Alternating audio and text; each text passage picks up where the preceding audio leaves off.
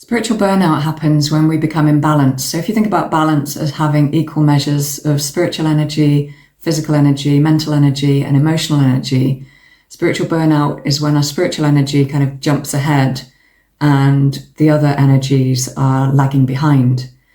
This can happen when maybe we've overdone the spiritual practices. So maybe if you're somebody that meditates, for example, or does any kind of spiritual practice, and you've been very focused on that, dedicating a lot of time to it, that can bring your spiritual energy up very high and leave you imbalanced. It can also be an energy jump. So if you experience an energy shift, possibly again through spiritual practices, but it could also be from other means, that can leave you imbalanced where your spiritual energy is suddenly way ahead of everything else. It can be where you're giving too much. If you're a giver and you give a lot of your time and your energy, but you're not replenishing yourself, you're not receiving back, you're not spending enough time focused on yourself, that can create an imbalance. And it can just be if you're an empath. So if you're someone who's naturally very empathic and attuned to other people, again, that can leave you imbalanced spiritually. Some symptoms are having a lack of motivation. So finding it difficult, for example,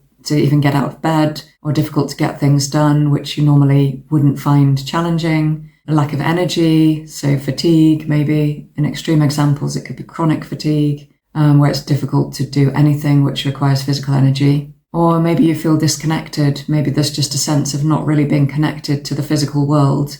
Maybe feeling like you're in a dream, or feeling like you're floaty. These are all possible symptoms of having a spiritual imbalance, of having spiritual burnout. So some ways that you might heal from this. Firstly, rest. Your body may just need rest, and that can be difficult for people. If you're somebody that's always on the go, to actually take time to rest and to not feel guilty about it can be very difficult. But the key is just to listen to your body and allow your body to take the lead on this. Obviously, you may have responsibilities to maintain if you have to go to work, if you've got family responsibilities, but you'll need to look at those and see actually what are you doing which is necessary and what can you cut back on, because it's possible you're doing a lot of activities, a lot of things maybe for other people, which maybe they could do for themselves, or maybe they could ask somebody else to do for them. You need to prioritize yourself at this time, get the rest you need, and heal from your burnout. Work with the energy of love. So love is the most healing energy in the world. So think about what can you do that you love. Again, if you've been someone who's been very busy or focused on other people, it might be actually difficult to even think about what you do love, but you can focus on how you're feeling and notice during the day what things you're drawn to. Maybe there's activities you used to do as a child which you haven't done for a long time, or used to do when you were less busy. What are those things which make you feel love, which you can focus on and bring yourself back into balance? Connecting with nature is very healing and very good for bringing your energy back down.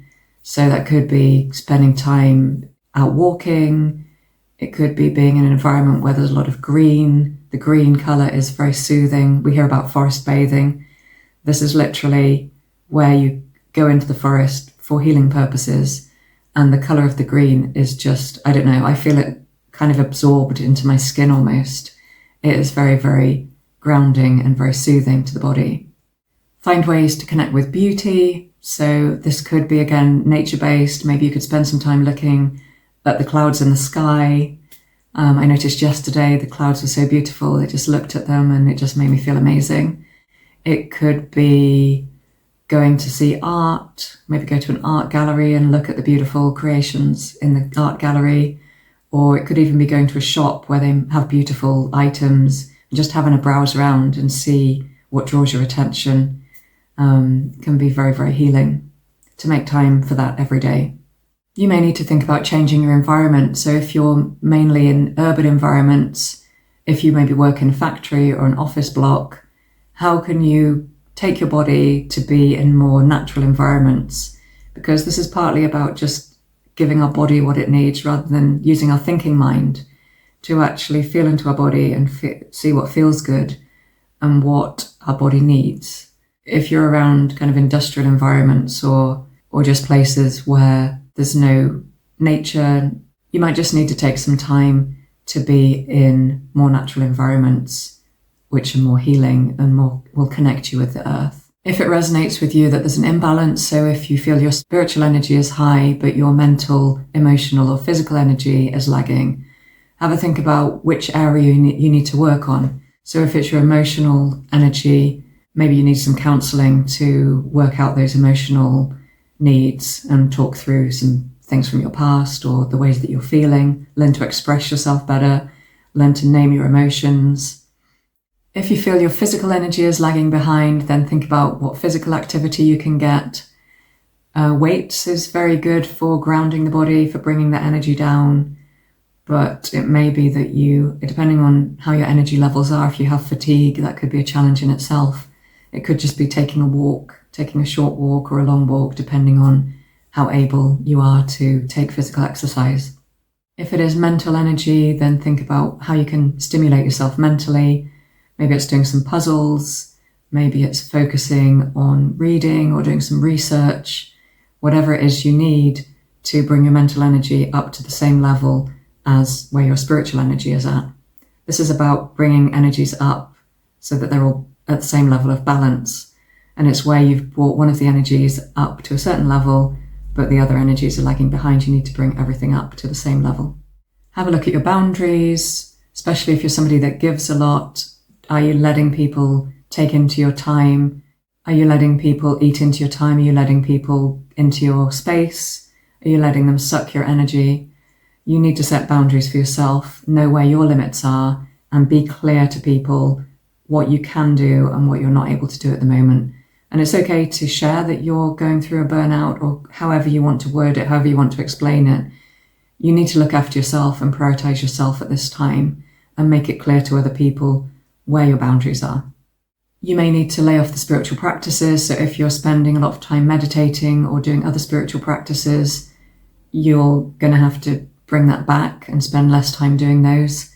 That can be difficult if you're very much identified with being somebody that does a lot of spiritual practices, and it can be hard to scale that back for yourself and also for others. If other people kind of see you as somebody that does a lot of meditation every day, and then you're going to stop doing that, that can be difficult.